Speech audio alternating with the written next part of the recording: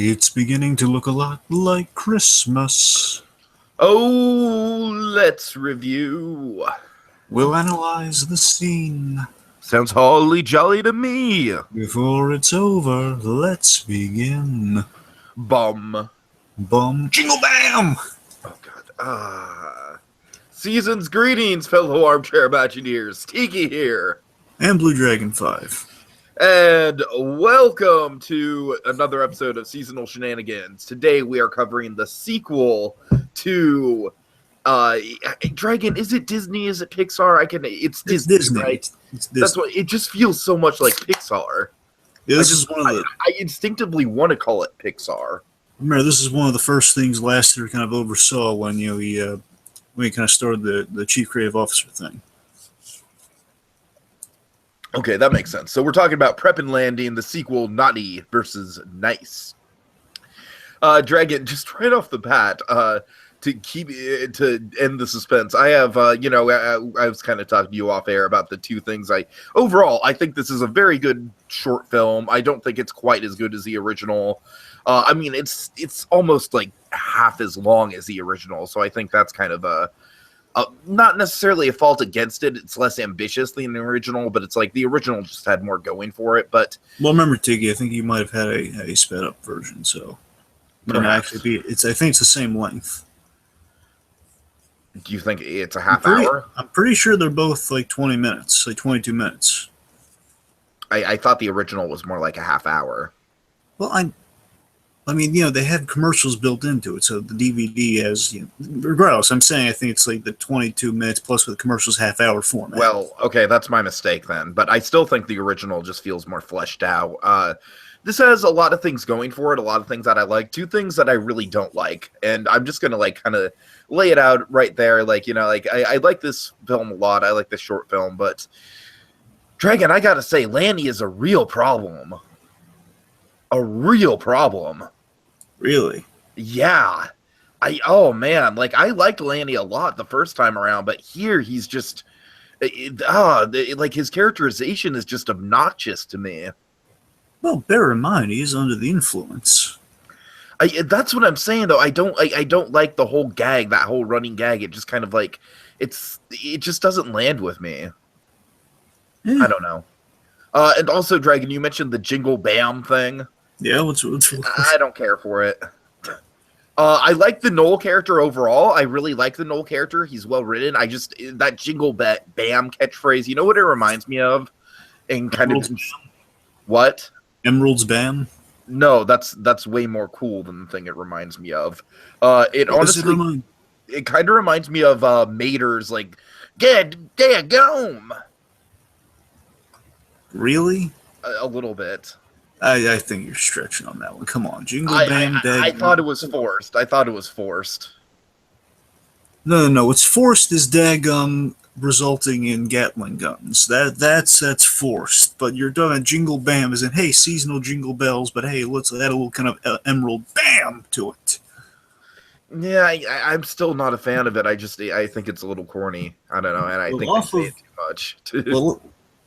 Well, let's get to a little bit of nostalgia / background on this, because I know you don't really have a lot of nostalgia for this, because you just... Well, you do have nostalgia for the first one, and by nostalgia I mean about approximately a year.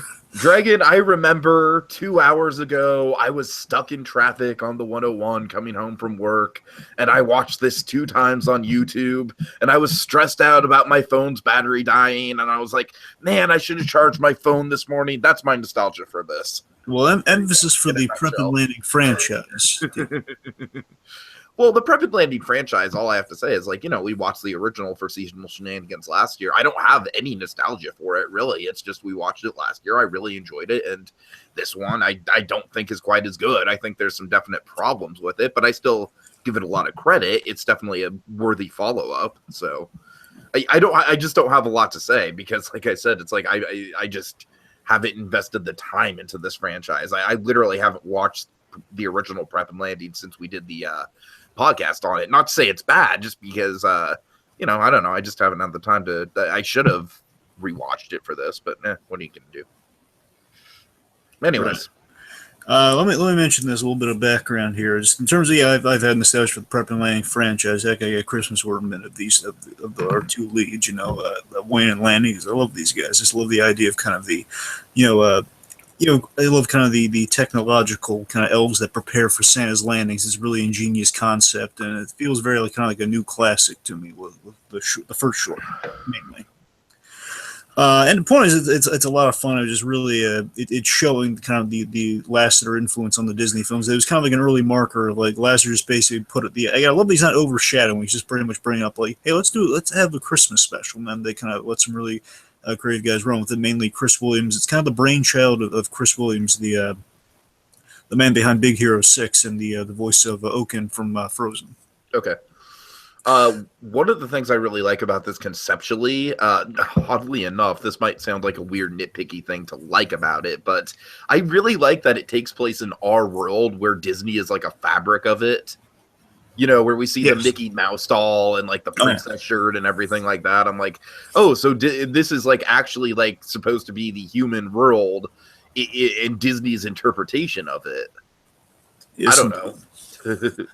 And importantly, kind of the recurring writing staff on these are doing a really good job. And these two guys have kind of taken ownership of the thing. Like Chris Williams had the inciting idea, and I don't know how it kind of broke down creatively, but kind of the recurring writers and directors on these both shorts, including there is a third short, by the way, that was nominated.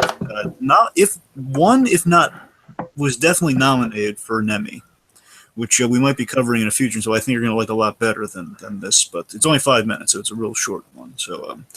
Regardless, we covered the Fleischer Rudolph, so if we could cover that, we could cover that one. The boys, we got Kevin Dieters and Stevie Wormer Skelton.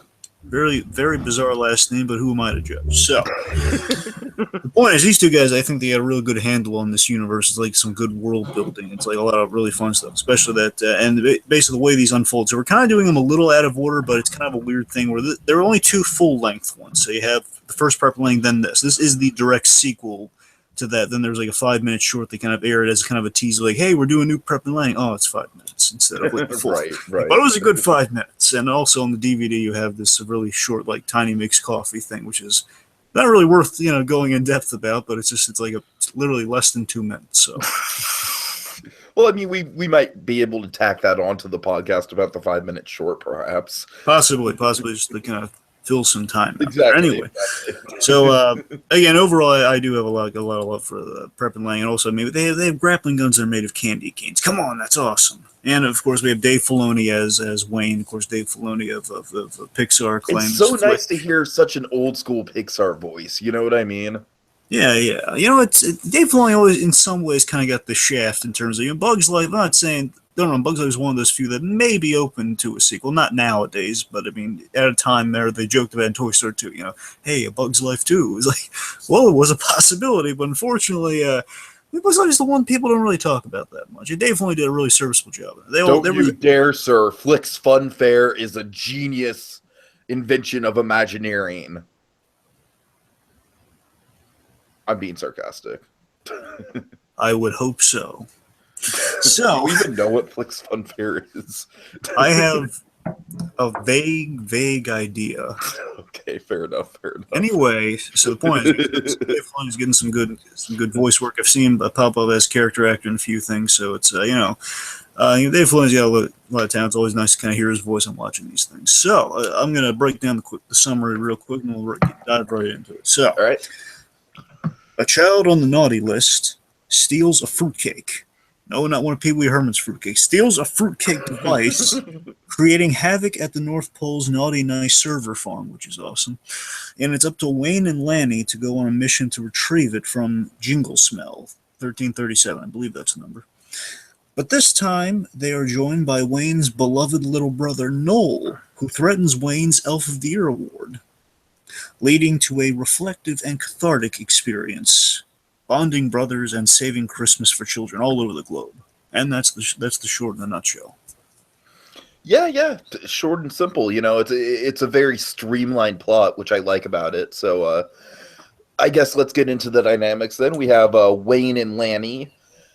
Dragon, like I said, it's like Lanny I mean, you raise a good point. Like, most of the stuff that annoys me about Lanny is when he's under the influence of the pixie dust or whatever the hell it Well, is. sparkle. It's the sparkle dust. Sparkle. Okay, I still don't really get that, but it's like, Well, remember they used it to knock out the dogs. It's supposed to be knockouts. So he's waking up somehow, so he's dazed. oh yeah, you see, that's probably why I should watch the first short first.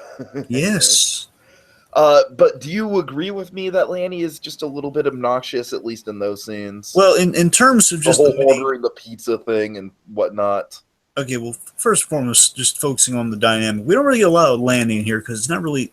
We had our big adventure with Lanny and Wayne, like, and kind of getting to know each other and kind of, it's kind of the mentor-mentee sort of thing we got in the first special. In the 5-minute show, which we'll get to at some point, let's just say we get to see them working together as like a unit, kind of like their. Bear in mind, this is like kind of not exactly the same thing by any stretch, but kind of like a Toy Story 2 of like, okay, well now they're friends, and now we can just see them have a good rhythm with each other. So here it's because Wayne and Noel's story, Lanny kind of gets the shaft, so they kind of do two things with him. So in this scene, he only really shares mainly two scenes with Wayne. The two scenes he shares, they're okay. It's just showing, okay, these guys have kind of they're friends now. Just they're really not in focus. Just like, okay, they're Christmas shopping together, and then later on, I love it when they're at the Cole Elf bar. Yeah, that's great. Just showing the little touches of their friendship. And then later on, because it's Wayne and Noel's story, they really kind of have to have Lanny do something. They have to have him out of the way, which is kind of where we get the plot contrivance of, okay, well, our villains per se is going to kind of bond with Lanny and kind of exposit her backstory to Lanny. We have to kind of. Then we have to take him out somehow. Otherwise, why is he sticking around? So that's where you get kind of the whole he's been hit by the sparkle thing, and then she just kind of tapes him up. And I get a sense. I'm not sure how much of it was like improvisation of like, okay, well, I think he's hungry. It might be. I don't know. It could be maybe an allusion to he is on the he's a little bit under the influence of something. Maybe that's the gag. Maybe that's why he's so. And you see, that's kind of what I don't like about it, because it's like, to me, like, it's trying to be like, oh, haha, it's like pseudo drug humor, but it just doesn't land at all for me. Well, and here's the thing: I didn't. I'm a stoner, so No, I want to make it clear. I don't read it that way. I just read it as like it's a kind of a quirky thing. Okay, he's hungry for pizza. Okay, but I can definitely see there's interpretation of that, which would be consistently. Maybe that's why they're spending so much time on it. Right. That's why it keeps regardless, let's actually get back to the dynamic. I'm sorry we got us so off track on that. No, I mean, you are right. Like, the shopping scene is just okay for me. It's just kind of like the status quo. I do really like the coal mine bar, though. It's almost like Star Wars Cantina-esque in a way. Yeah. Again, I love the illogical logic as we flesh out this world. You got tons of, again, the illogical logic being, okay, well, for Santa to reach all these houses in one night, they got to be really prepared to like go in and out real fast. And of course, we don't see that because I would have because it's not about that. It's about the elves who prepare these things, and you're seeing the elves' world of like, okay, well, what do they do in their off time? But I love this. Let me address like a big positive for this special, so that we get to see what they're doing. I love that it's not set on Christmas Eve. I love that it's a little before Christmas. Yeah, that's a good point. Yeah. And with that, though, again, it's like we're fleshing out that world. This is what the elves do in their off time. This is kind of like, okay, the coal elves, they're playing coal and they're having drinks at the bar. Disney needs to sell that hot chocolate in the theme parks, like that exact hot chocolate with like the mounds of marshmallows. I'm still pulling for Frozen 2. I want Olaf to have a snowman bar.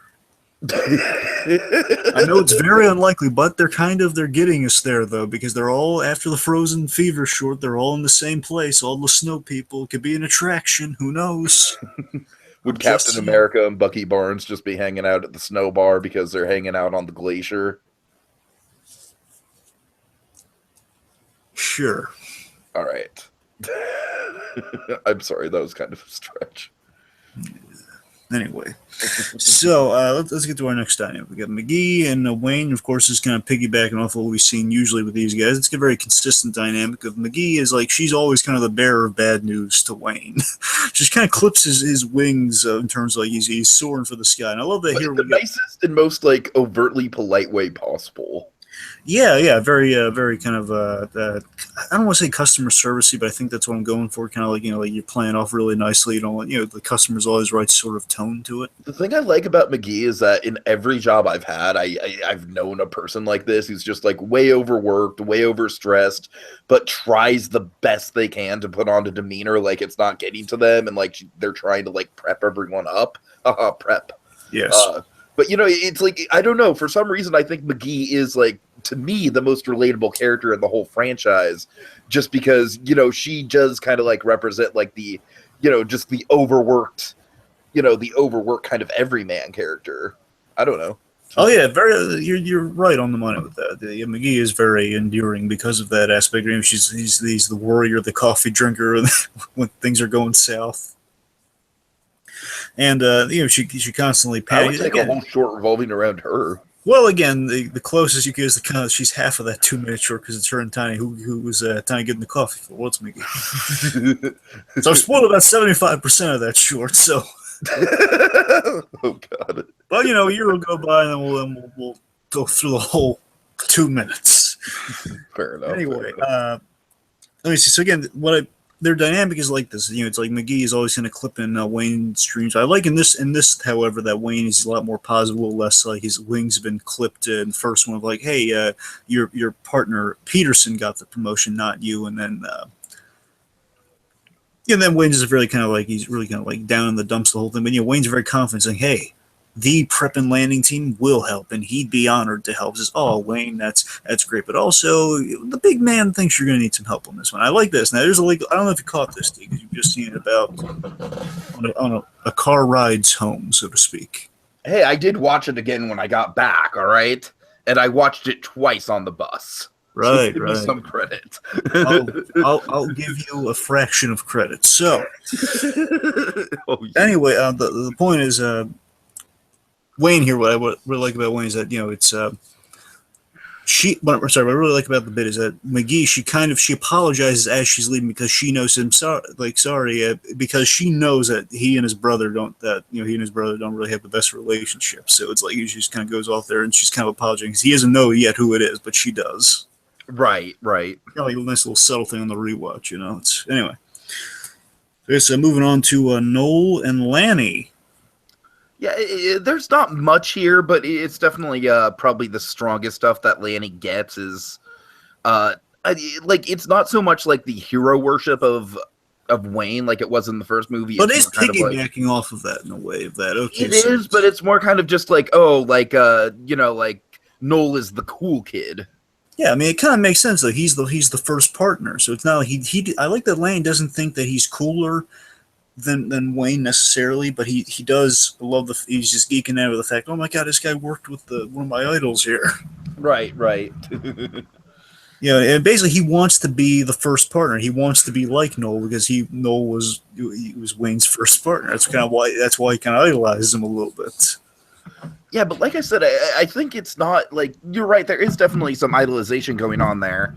Is idolization a word? I don't know, but I think idolization's a little bit of. But like I said, I more think it's he just genuinely wants to be friends with this guy and kind of like wants this guy to like him more so than with the Wayne thing. I think it was more about respect. Yeah. So I don't know. That's kind of just like the difference I got in that dynamic. But you're right; it is very similar. Now, on the flip side, let's also first of all credit Rob Riggle, who does a really good job as Noel in this special. Yeah, he does do a good job. Like I said, I hate to make the Mater comparison, but he's like a way more likable version of Mater to me. Well, yeah, I don't think the Mater comparison really holds water for this, but just because he's just kind of like a loud Southern guy. Right. Because they're all the same. I'm saying he's a loud Southern guy. It's a similar characteristic to Mater, all right? Okay. Don't put me into a box like that. Don't social justice warrior me, Dragon. Don't even start with me. All right. But the point is, on the flip side of their dynamic, you're just kind of covering Noel says. I do like that Noel is really, he has this great line with Lanny where he says, I like the you and your log, pal. He's just saying, I like this. Basically, I like, you're very spirited with this sort of stuff, kid. Keep up, he's trying to jingle bam out. It's just, keep it up. Right. That's nice. He's not just, I like that Noel actually is a nice guy. He's not just like a jock necessarily. He is actually kind of nice. No, you're very right about that. Like his first scene kind of introduces him as maybe a jock, but it is subverted very quickly. So that is a good part of his character for sure. So let's keep going on this Noel train. Let's go to Null and Thrasher. Null and Thrasher. Well, wait. Sorry. No. Sorry. This is what happens with last minute changes, folks. So let's go to do a Bruce Wayne record skip. Right, so let's go to Grace Goodwin and Lanny. All right. Well, Grace Goodwin, first of all, I do think is one of the best elements of this movie. Really? Yeah, I liked her a lot. I thought she was a very good kind of a mirror into the prep and landing world. She worked very well for me. Yeah, I really do like how her story parallels kind of the brothers. That's what I'm saying. Yeah, I really like the brother stuff. It's not inside out level, but it's certainly not. It's not up level, but darn it, it's like kind of a. You were just full of bad comparisons tonight, aren't you? Look, I'm just saying. I am just saying it's emotional. All right. It's like I like that we explore the sibling dynamic. I like how we have the kid character. I also really like the whole the build up to her, where like we see in this image right here. At first, it looks like. We think it's going to be like kind of like a Sid type, but then we see the princess sweater and everything like that. And it's like, oh, and as Lanny said, he's like, oh, you're the naughty kid? You're adorable. So I think that's definitely the reaction that the audience is supposed to have to her as well. And I thought that worked nicely. And again, with their dynamic, I mean, later on is where it kind of drifts into that territory of Lanny's being really repetitive. And so there's basically inserting Lanny into the scene. But in the scene where he's just kind of, he's tied up and everything, well, he's taped up to the wall and stuff. Mm-hmm. It is kind of a good way of getting exposition for Grace. The whole, the Gabriel is ruining Christmas for her. And it feeds into some of my gripes for the thing. A lot of my gripes are kind of attached to this kid, and it's not because she's bad. It's just because I think her story is the logic of it is okay, there's something a little missing here. But I think the flashbacks we get are effective. I just maybe think it would have been better to maybe focus on her a little bit more and maybe not keep her so much a mystery, through the first half. I think what they're doing with her is a little more tricky than what they did with Timmy Turlip. Right. The kid from the first one, they're doing. It's a little trickier because he's sort of like the every child. This is an every child, but in different sibling rivalry ways, and you're basically doing a lot of things with her, and especially in parallel to our elf characters. So, but I do like the idea of having a naughty kid as I like the whole reversal on her. You know what I mean? I like how it's like at first we think she's going to be like a Sid type villain. And then, we just kind of by the end, she's definitely a lot more relatable. So I do think that what they do with her is good. It might not be as good as the Timmy stuff from the first movie, but I think they were pretty ambitious with what they tried to do with the character in terms of the whole the naughty element of it. I really do think the naughty versus nice quality of this movie comes together quite well. Dragon, I'm sorry, I'm just instinctively calling this a movie. I know it's a short, but just please just ignore that. It's just a little tick I have, all right? All right. So. Okay, so I guess is following now. Let's go to McGee and Thistleton. I mean, we don't get a lot with these two. We basically just get the first bit at the beginning, the whole oh, hey, baby, give me some good news. Oh, all right, baby. Wait, I didn't mean baby. I'm McGee. Kind of a familiarity. Why did I say that? So let's address this. So again, the Thistleton is played by the wonderful Chris Parnell. Many people know him now as the Priceline book thing. He's the whatever. Well, okay, most people know him for as Cyril from Archer too. I'm saying that he does a lot of commercial work these days. Is like that little, the talking book. Mm-hmm. Anyway, point is, I think Chris Parnell does a really good job making this guy endearing in the scenes we do have him. What I like most about this character is that it's less what he says. It's more like what he represents. I just love the idea of this awesome server farm, like Pixar has the render farm. Exactly. It's really and they're in the shapes of Christmas trees. I love the overseas this, and looking at their dynamic more so is like the fact of more so than just looking at the whole baby running gag is that it's there is some attraction underneath there between the two of them. They're kind of, I'm not saying oblivious to it, they're kind of shrugging it off, but I love that it makes that all the sense in the world. They're both, all for organizational structure. They all panic at the drop of a dime when things are remotely going bad. They're panicking and they're at the edge of their seats the whole time. So these two actually would make a good couple. Yeah. I'd like to see more of them in the future. Yeah. But then again, of course, you have a love triangle. You might have a triangle in there with Tiny in the mix. Oh God! Oh no! Well, you know what, Dragon? I don't know if it's politically correct to say that I picture Tiny as like the gay best friend. I don't think that's politically correct, Tiki. So, well, you know what? I'm sorry, Dragon. All right, that's just what my mind goes to in that dynamic.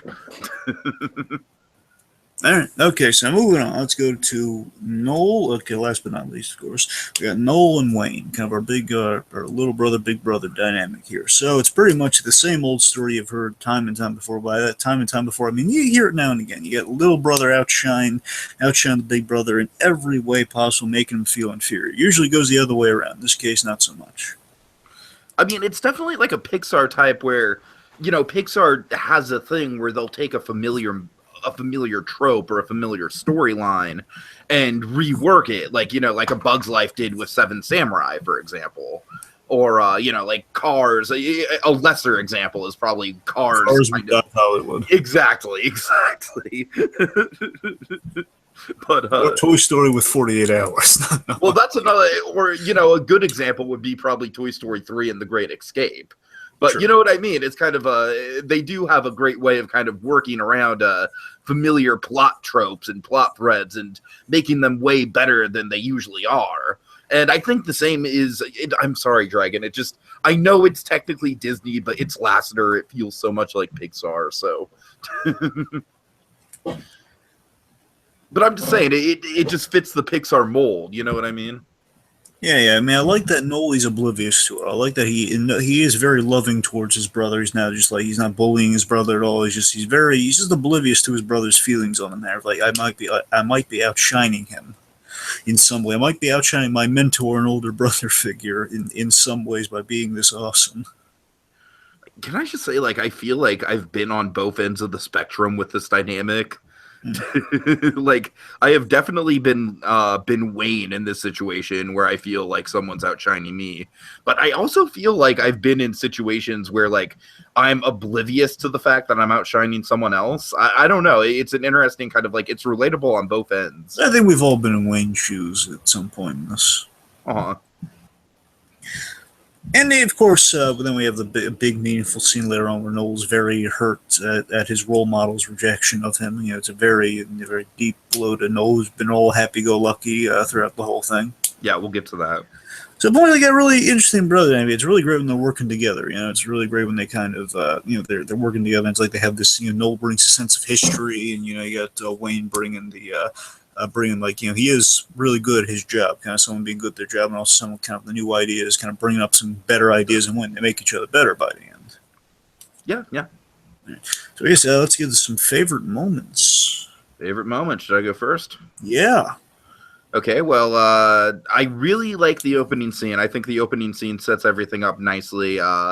We get Wayne's narration about the Santa Claus is coming to town song, oh yeah, you're right. He is watching you when you sleep. And the reason why is because we're monitoring if you're naughty or nice.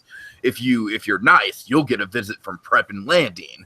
But if you're naughty, you'll get a visit from, what is it, Dragon? The coal department? They're coal elves. The coal elves. Coal elves. Very simple. Okay, yeah, but I'm sorry. Is there a specific department for it, like Prep and Landing? Well, I mean, they work for the not. There's a head of the departments, but we're just focusing on the ground level. They're coal elves at the ground level. Okay, fair enough, fair enough. So yeah, you get a visit from the Coal Elves if you're naughty. And I love how this short just kind of explores that whole dynamic a lot more than the original Prep and Landing did. I feel like the original Prep and Landing was a lot more kind of it was very much in the same style as Arthur Christmas, where it's kind of like practically showing you how all this is done. Whereas I feel like this short kind of goes into some of the more kind of moral and emotional side of the world building here. Yeah. Like the only thing that we got in the first Prep Lang was we saw coal elves, but we didn't see what they did. We just saw them like mining coal. Right. Basically, it's like we have like a bit of Wayne's passing by the coal elves because the idea is he's going to be the supervisor of the coal elves because he's going to oversee the naughty list. And that's the thing that he doesn't want to do, right? Well, then in the first special, remember, he wanted just to be a supervisor instead of a Prep and Landing elf. So the point is... okay, gotcha. I'm sorry. Basically, there's a head of the naughty list and there's a head of the nice list. They have the naughty list that oversees the coal elves, head of the nice list oversees the Prep and Landing guys. That's how it goes. Anyway, but yeah, you're right. The opening is really cool, and what's great about this this insight is that we get to see what they go through. Like it's like a few days before they do recon, essentially, and they kind of I love my favorite little touch is how they wrap the coal in the little ribbon that says like, better luck next year, or try harder next year, or something. Next year, yeah. It's so somewhat cruel of like, hey, you know what? It's somewhat cruel, but it's well presented cruelness. Yeah. I know. I just love how again. I just love the world building in terms of we see kind of it's a reverse of what we saw. It's fleshing out. Okay, we've seen this one element of okay. Yeah, you're right. It's definitely like a mirror of the opening of the original, which I really like about it. Yes, I mean it's a mirror in both ways. In terms of we open with a classic Christmas song, and then we see kind of our guys in business, and then we see, of course, the flip side of the naughty side of things. So it's really good. Also, I love that kind of we have it's a little bit different because we end on the first special ended on the opening ended on okay, I've been doing this for a lot of years. In this case, it's these guys are going about their job. They're kind of judging the thing. They're scanning report cards and the muddy boots and everything, and then they are suddenly then suddenly hijacked by Jingle Smell, who steals the fruitcake. Yeah, it's a great opening because, unlike the original where it just kind of builds up the world, it just kind of like, it establishes more of the world, it kind of builds on the world building that was already there, but then it kind of leads us right into the story in a very kind of like, oh, okay, all right, So, like, basically, it's essentially like a child getting hold of the naughty list. I think that's a really good premise to kind of like, okay, that's a good thing to, hang a plot on. Let's see where this goes, in the first couple minutes of the movie. So yeah, it's kind of pulling maybe at some Fred Claus kind of not all naughty kids are naughty thing. Yeah, exactly. Although I think it does it better than Fred Claus. But okay, don't you liked Fred Claus, right? I like Paul Giamatti and Fred Claus. I thought we enjoyed Fred Claus. I enjoyed certain elements of Fred Claus. I'm sorry.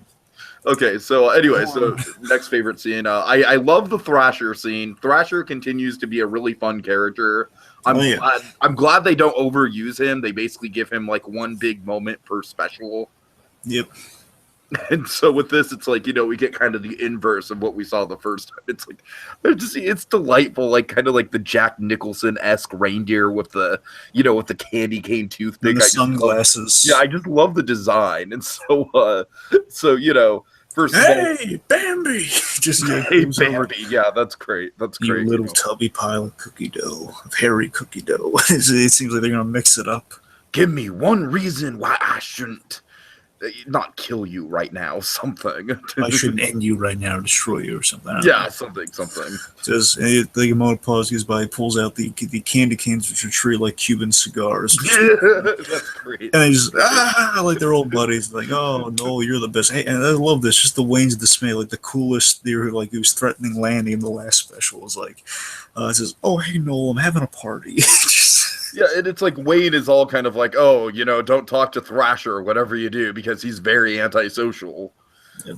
And one thing, just really quick, the last thing I really like about it is it reminds me so much of the Han Solo and Lando introduction in Empire Strikes Back. You old pirate? Come here, you old pirate! It'll be awesome.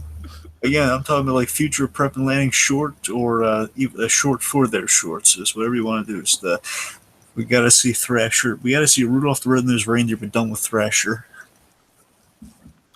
That's actually a really complicated thing, Dragon. It's kind of interesting with Rudolph because Rudolph is still owned by Macy's. Well, no, I'm saying in the style like Thrasher saves Christmas, but like. Oh, okay, I gotcha. Yes. I thought you were talking about like Rudolph the Red-Nosed Reindeer meets Thrasher. No, certainly not. No, actually, there. Like for example, Country Bears can't do the Christmas jamboree anymore because it used to start with Rudolph the Red-Nosed Reindeer, and Disney just didn't want to pay the rights to Macy's. So that's a fun fact I learned on my Disneyland trip. Anyways. So I guess Christopher Walken's Christmas special will never be. We're gonna have the Country Bears in Country Bear Hall, and we're gonna have them perform Christmas carols. Now, but the one thing is, I don't want to pay Macy's for Rudolph the Red-Nosed Reindeer. That was written in as the opening number. So I guess it's all council, Country Bears. Someone give me my composer wig. Bears, a 1, a 2, a 1, 2, 3. Jingle cowbells, jingle cowbells. One day we have to cover that movie just for the Walken of it all. Oh, come on. No, one day. We can't be that. We're not that disenfranchised, are we? I honestly would like to revisit that movie, honestly. I really would. It doesn't hold up as well as you think it does. No, I don't think it'll hold up. I'm just fascinated by it. I'm specifically interested in how it doesn't hold up.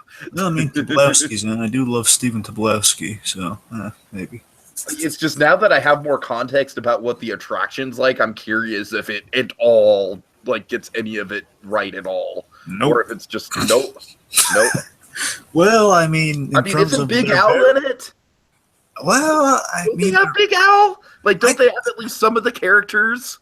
Well, why don't you ask more questions and we'll see if you know the answers. Sorry. Well, anyways. So yeah, Thrasher, great scene. So, and Dragon, you kind of hinted at it, but I really love the moment where Null and Wayne. It's just so well played because at first, we have McGee calling Null about like. After Null gets the fruitcake device, and she's like, "Oh, Null, you're gonna get Elf of the Year for this." And then I just love how this is such a misunderstanding because Null is just genuinely excited, and he's like, "Hey, did you hear that, Wayne? I'm gonna get Elf of the Year," and it's just like Wayne's just so hurt by it, and I don't know. It's just so well played, Dragon. It's such an emotional moment. Psychotic break that Dave Filoni plays here. I love how it's animated. Like there's this great bit that. I remember. It's like when he's just going around. I'm sorry. Take us through it. I'll jump in with mine. Sure. Yeah. Well, we get the. Well, I don't know. Like I love the bit where he bangs his head and then he falls on the snow and he's just not bothered by it at all. But I love it when he's trying. I love how it's blocked. I guess I love that there's this car in between him. And he's looking under the car and he's like. I just love you can see the breath coming out from him. And he's under there screaming top of his lungs. Like something along the lines of that dares it. I just love he puts his head under the car so he can look angrily at him. So he's just kind of going off about how Noel's overshadowed him over the years, and then we see Grace kind of coming in and witnessing all this and kind of witnessing like the breakdown of a sibling relationship, which I think is played really well. I don't know. You might have problems with that. I don't know what problems will you have with the Grace character. That might be one of them, but I thought that moment in particular was played really well for me, at least. I got nothing against that. It's just we'll get there. We'll get there. Okay. Anyway, so but Dragon, the moment I absolutely love is when when Wayne throws the snowball and is like, "I wish I never had a brother," and then I love how well played it is with Noel. He's just like, "I know you don't mean that," and then he gets quiet. He's like, "So you don't mean it, Wayne? Tell me you don't mean it. Tell me you don't mean it." Oh, Dre, that right there. I have nothing more to say. It's so well played. It's just it's such an emotional moment for me. I love it. It's so funny. Rob Riggle can go from sometimes he gets really good characters to play, sometimes he doesn't. There is a good character from the play. Yeah, like I said, like Jingle Bam wouldn't bother me so much if they didn't say it like a bunch of times in the course of like 5 minutes. That's like literally the only thing that bothers me about Jingle Bam. So other than that, I do think that Null is a very lovable character. So don't think Jingle Bam ruins it for me or anything. Yeah, let's see. So I guess on to my favorites then. Yeah. So first and foremost, I love this. There's a great idea in this special. It just delights me to no end that we have.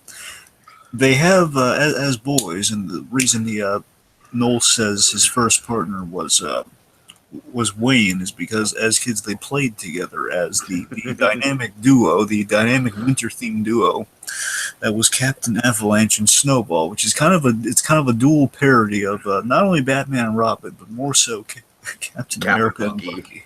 And not Sebastian Stan Bucky, but like Kid Bucky. Yeah. Mainly with the whole Captain Avalanche and just kind of the mask on both of them. It's a very right. Basically, it's what if Captain Bucky had capes in their winter theme, pretty much. Dragon, what I love about it specifically is I love how it's animated. It's got that classic like Pixar kind of sepia tone to it. Oh yeah, I love can they make it look like old? Basically, make it look like old movie serials, just not in black and white. So it has it has the sepia tone to it. I like the Professor Permafrost. It feels very old school serials. And then I especially love like the 2D commercial we get. Just great. And again, I just love the disheartening fact they did not get the super sled. Now, speaking of which, I gets to my next moment when he gets the super sled. It's a really nice one right after the heat of the argument that you just went through. It's like really this great. It's a really great moment where Noel just tosses in the box the Christmas like "Merry Christmas, Wayne." He gives it to him. He opens it up and sees, oh my God, it's the super sled. And I just love how they mention it. We get to see it later on, the super sled. Actually, it's kind of funny. Super Sled's in all three of my moments now that I just realized that. Nice. Another reason I love the Super Sled, I was just about to mention, is that it has a built-in grappling gun, which is awesome. I also love the opening scene with Wayne on the Super Sled, like, I've been really, really nice this year. And again, you get to see it's all stemming from that Super Sled. He's always been in pursuit of like an awesome kind of sled vehicle. Where's my Super Sled? I'm sorry, I couldn't resist. And of course, you remember the specials. There's a running gag of Wayne has like snowmobiles, and he loves upgrading the vehicles. And Noel bought his dream car again. He's getting the sled. Again, completely obliviously.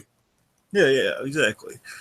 Because Wayne told the guy not to sell, but Noel turned on the charm, and he took the guy out. So it's not like he just out of spite he bought it, finding out it was Wayne. No, he charmed the guy into it. Exactly. Now, third moment that connects to the super sled. Oddly enough, I love now. Prep and Lang has this thing. I like it most in the first one, but still here they're doing this tradition. I really love it. Okay. How the third act always kind of builds this really tension, kind of Mission Impossible tension building thing of like the you know what I mean, like the whole Joy of the Bells thing from the first special, right? Sure, yeah. As they save the day, and it's really awesome. I still pump my fist in the air at that first one. Here, though, it's really cool. It's really inventive here. It's not the same. It's not as operatic as the first one, but it's really clever and really reflective of their arc. Where it's like the whole thing, and it's another Captain America reference, but no, it's not an intentional Captain America reference. I don't think. To be fair, see, there's a reason why I brought up the Captain America on the iceberg thing, because I knew you were going to work him in. Now, to be fair, I should say this was done before Winter Soldier, so it's not exactly a Captain America reference. I'm saying retroactively it kind of is, because the whole jumping with that parachute thing reminds me of Winter Soldier, because it's the whole like did he just jump with that parachute? Yes, he did. Oh God, Dragon! I wish that the whole getting Captain America to say I'm with you to the end of the line would have worked out when I was at Disneyland. It's just they do not have a consistent schedule with him there, so I'm sorry. But anyways. I didn't get my super sled this year. I know. One day. One day my cap will come. Oh God. Oh no. Well, okay. So anything else? Oh God. That was beautiful. I'm sorry. Go ahead. Anyway, so I guess I love. Wow. So I love the inventiveness. Now you got me.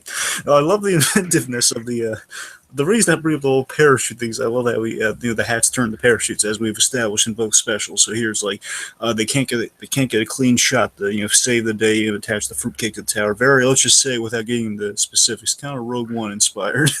Not retroactively because again, way before that.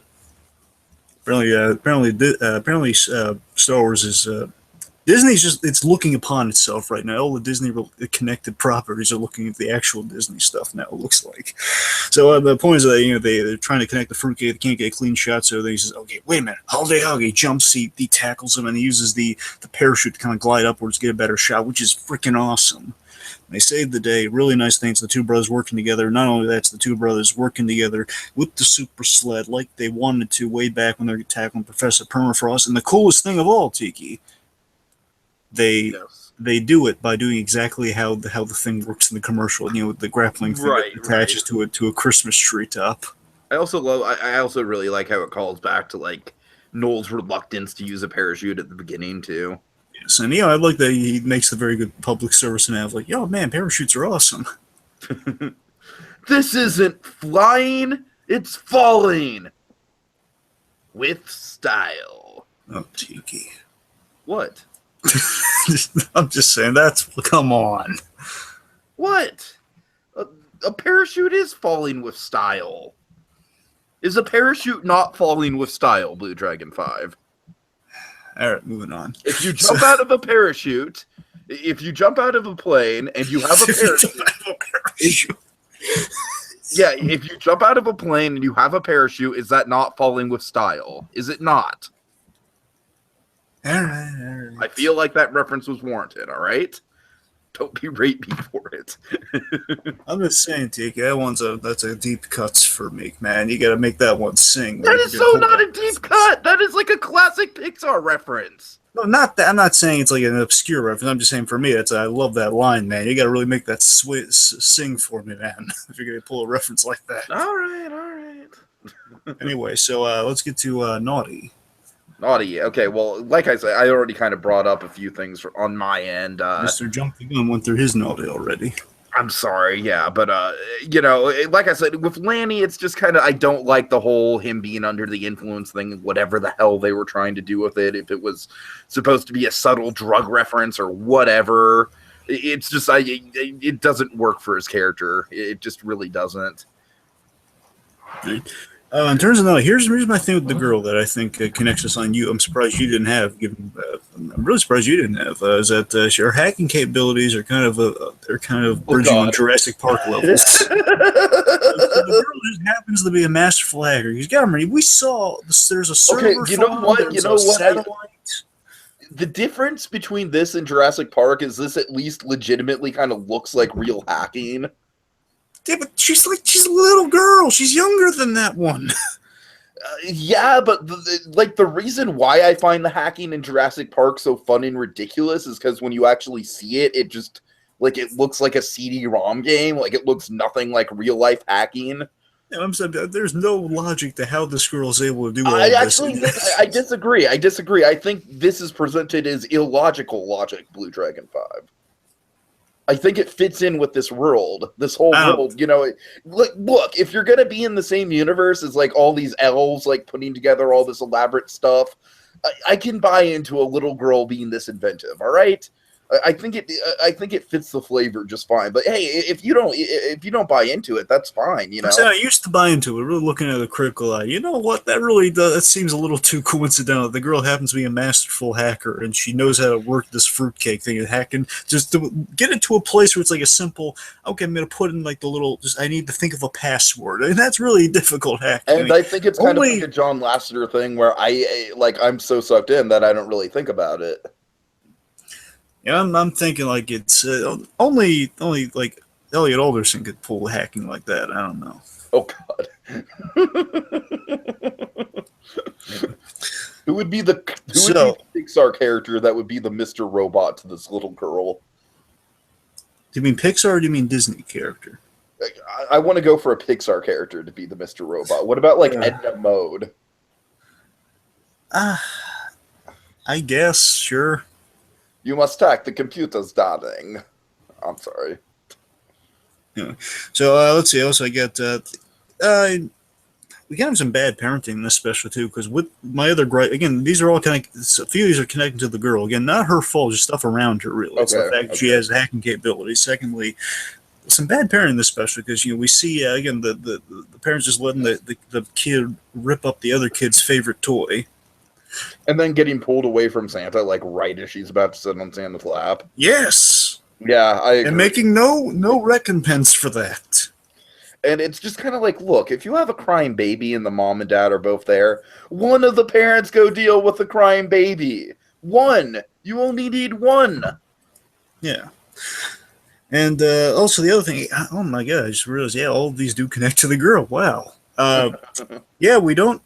There's a very vague allusion to this, but I don't know how much. I can't quite remember of how many lumps of coal get fired into how many stockings. If it's one, I guess it kind of works. This one's kind of a maybe.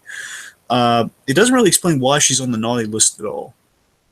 You know what? That is actually a good point, especially because that whole line of like, I'm really sorry I was so naughty. It's like, well, we don't really like that line would work better if we like, if say she like did something to the little brother or something, like, I don't know what, off the top of my head, but which is kind of a big problem. Your whole thing predicates on, okay, the coal elves went to her house because she was naughty, and that's how she got the fruitcake. Maybe she's just naughty because she's a hacker.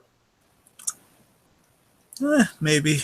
Just downloaded a little bit too much Justin Bieber. Oh, come on. Why you gotta drag that guy in here? And also drag it. How about Justin Timberlake? Is that a little more classy? Yeah, I mean, maybe. Okay. All right. Download it. Unless it's Shrek 3 Justin Timberlake, because I hate that guy. And speaking of naughty, though, I also kind of think she might have been on the naughty list for her music choices.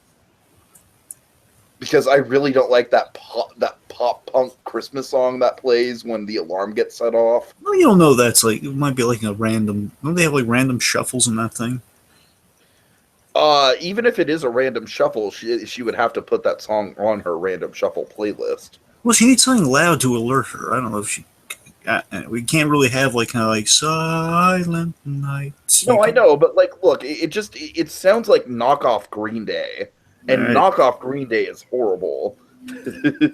I mean, I say maybe on all of this because even if it is there, it's still really a little too light for my taste. But it's like, we see the two coal elves are going through a house, and we don't know if it's multiple houses though. It might be there. It might show like if it's one stocking, it's probably the girl's house. But otherwise, it could just be we're seeing what they do, and then we go to a house where things go south for them. So it's just like, and we see that they're checking the checklist of like, okay, muddy boots. Oh, okay, I see what you're saying. So all of that may be the girl, or it might not. Maybe the girl just assumes she's going to be on the naughty list. Which still, that's a big. Down a little bit. Yeah, that's a buy. That's a thing. It's like that. Yeah, right. The point is, that's still kind of. I used to never catch that with this special. But yeah, that is kind of glaring. No, I won't fight you on that. That is something I noticed as well. So I'll reserve a little judgment, even if they do still, even if they still have like a little explanation. I still think you need to make it a little more apparent to, like, okay, well, she's done something discernibly naughty. Right. Like I said, like something I can't think of exactly what with the little brother, but like something dramatic with the little brother. But not overly dramatic. I don't know. Yeah, cruelty to the infants. It's not really in the holiday spirit. That's what I'm saying. It's like just as the Cobblepots. It's not really in the holiday spirit at all. That's what I'm saying. It's like that's what I'm struggling with. It. I don't want to make it too dark. I don't want to make it so like you can't forgive the kid, but like doing something to the little brother. Yeah, she had this evil plot of like if taking the baby. No, you're twisting my words. That's exactly what I don't want to do. Putting it in a basket and throwing it in the river, and then we see it go down, and then that baby, little Gabriel, grows up to be the penguin. Oh God! But the Robin Lord Taylor penguin. Yes, but we still get walking. Oh God! Anyways. And then that walking, see, here's the thing, here's how it all connects. And then And then Walken wants to buy out Country Bear Hall. yes, which exists in this universe because, again, we have Yeah, the Disney things Disney existing does in this exist. universe. It Yeah, wants to buy yeah. the actual Country Bear Hall with the Robin Lord Taylor Penguin. Well, technically, the Country Bear Hall that would exist in this universe would be like the one with the animatronics and whatnot, Hmm. and not the one with like the weird Haley Joel Osment country bears. Well, they could still be kind of sentient, kind of like the Haley Joel Osment bears. If the country bear animatronics are sentient, that makes it Five Nights at Freddy's Dragon. Ah, let's get on to the nice then. Let's go to the nice things. Okay. Yeah. Nice. I really do like all the character dynamics for the most part, with the exception of Lanny. The animation. Yeah, good animation. I especially think Noel is a really, really good character. Like I said, I like Jingle Bam notwithstanding, and I think Jingle Bam could have been saved if it wasn't used so much. Noel is really a fantastic new character, I think.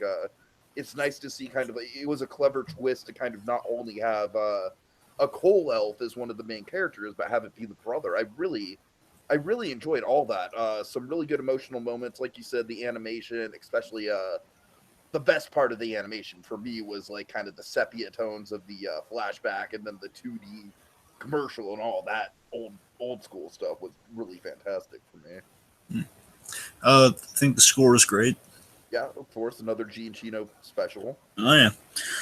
Yeah, very relatable sibling rivalry around the holidays. You're just kind of like having some problems with the family around the holidays. Sure. Examination of naughty and nice as kind of in this universe. How we kind of break that down here. Uh, I like the cleverness of Santa planning on all of this, planning on like assigning these two together so the brothers will work out their differences. Basically, the idea is Santa, and they kind of done this for the second time. It's kind of a reoccurring thing, which is cool. Is that Santa the reason he recommended Noel is because he knew that okay, this is all stemming from a girl who thinks she's on the naughty list. I don't know if Santa knew it was going to go as catastrophically almost canceling Christmas as it did, but he knew okay, these two guys can learn a little something from these two. Okay, pair them together.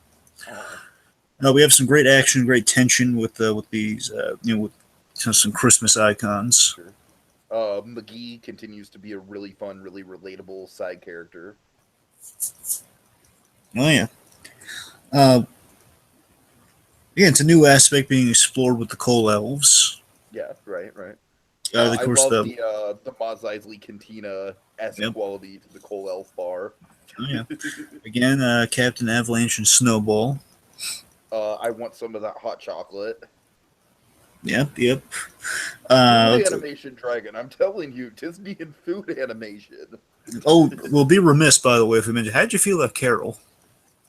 Oh God, she was great. I thought. Well, you know what would have been great? Unfortunately, this would not have happened, but it would have been great if she could somehow have had the voice of Bay Arthur. Oh no. Or if, well, Carol does kind of get into a musical number by the end, kind of like Bay Arthur. Oh God. Oh my God. No, I just thought it was a really fun sight gag. Yeah, you're right. Though it's kind of nice. Again, they're trying my to. favorite Carol moment is actually when Noel shows up and he's just like, "Oh, sorry about that, Carol," and then Carol just kind of like shrugs it off. Yeah. Let's see. I love that the jealousy is not dragging on or forced. Wayne's jealousy is very understandable. The fruitcake and kind of the syrup. I love the technology, of course, like the fruitcake and the server farm technology. Like I keep saying, they did a fantastic job on the Noel character in not making him like like a jerk or a bully or anything like that. He's like a nice guy almost to a fault, where he doesn't realize, what he's doing. So I really thought they did a fantastic job with all that.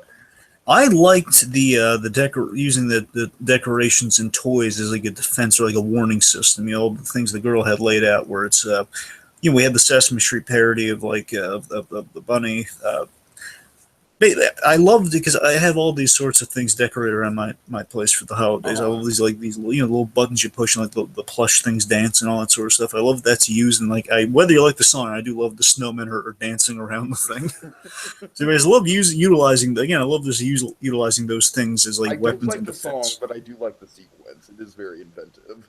Yeah, and also, of course, he rips the battery out like a heart. That's awesome. That is pretty Combat Carl never gives up. Combat Carl finds a way. And this way is disembowelment. Okay. Let's see. I love that it's a mutually beneficial ending. Everyone gets what they want. They both get to be Elf of the Year. That's really nice. Yeah, for sure. Also, did you notice the Christmas Story reference? Christmas Story reference. You didn't see it. No, not really.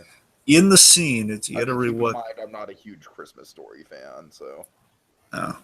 Well, still, for the We've folks been that over this. I know. I'm just saying. I thought you appreciate the fact that it was referenced. Well, Mary, you have. I think you have silly reasons for not liking Christmas Story. You like it, but you just don't like it because it's popular. I mean, that's true in a way. I just don't I like it. I just don't think it's anything amazing. Well, yeah, I'm just saying. Still, you like it though, right? It's good. I like it. It's good. I don't Yeah. think it's anything special. All right. Anyway, And so I the point know is, that's like a very polarizing opinion to have. So when Grace is being led away because the kid's crying and that she can't see Santa. Right behind her, in the line to see Santa, is an animated Ralphie and the weird kid in the cap looking. And you'll notice the way they animate it. It's Ralphie is looking at the kids, giving that weird staring look, and then Ralphie's looking like his eyes are shifting. Like, oh boy, I really don't want to stand next to this guy. Okay, yeah, I'm definitely gonna have to go back and check that out. Really cool. If it's like the minute they walk away, the two of them are just there in shock because they're next to see Santa Claus and just looking like that weird kid's just giving them the eyes of like like I like the Wizard of Oz. Oh,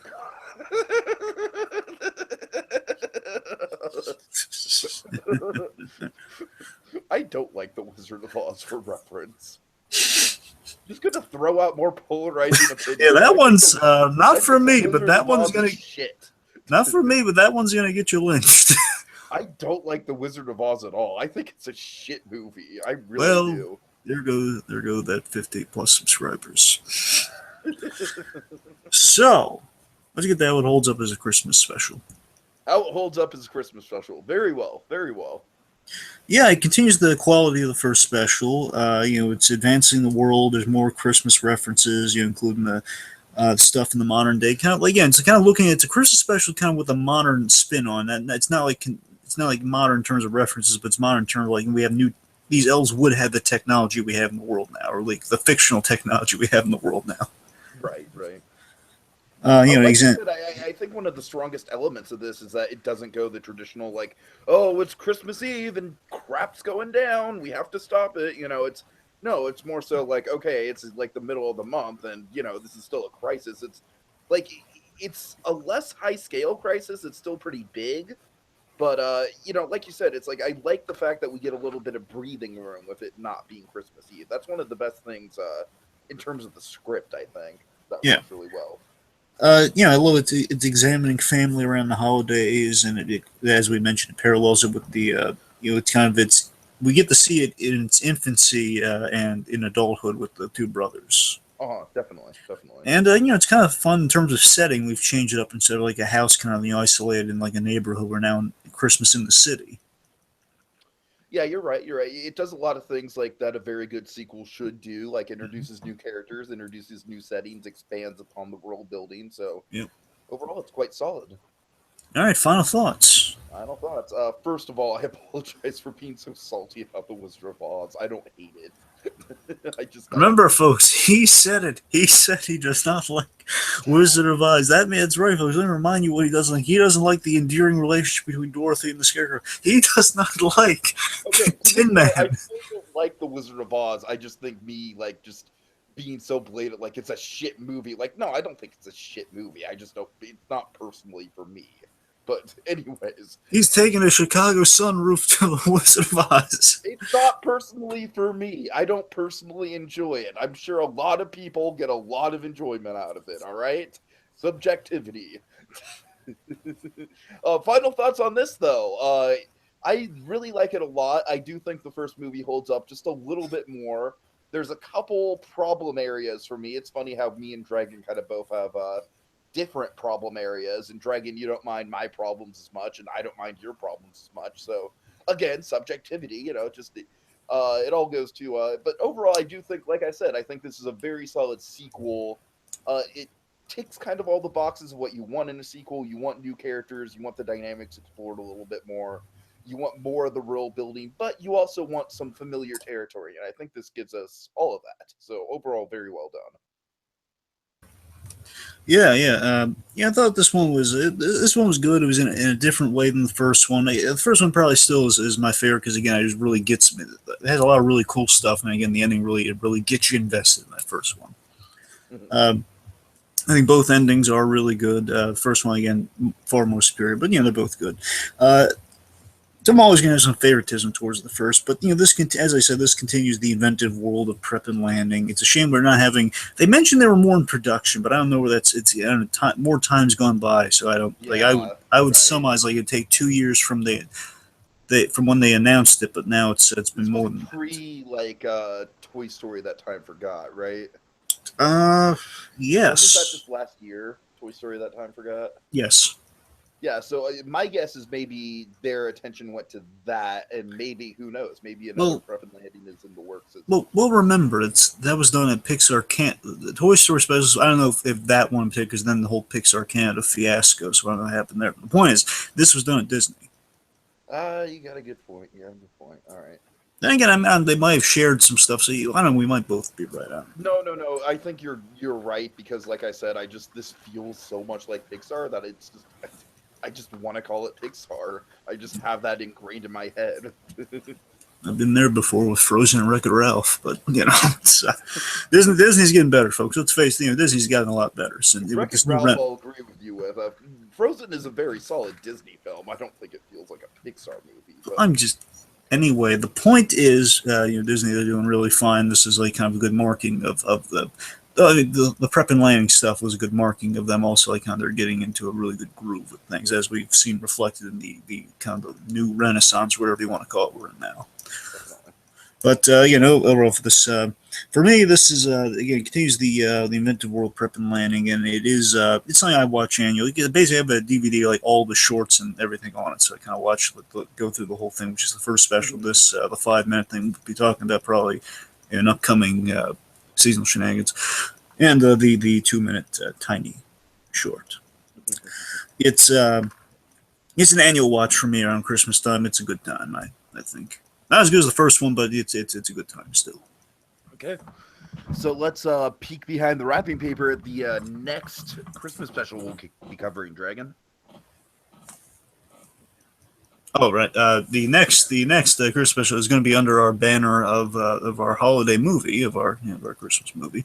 And that is going to be a very Muppet Christmas movie, which is a TV movie, by the way, which is kind of funny. We haven't done that since I want to say "Twas the Night" was our last TV Christmas movie. I could be wrong on that, but I believe that was the last TV movie.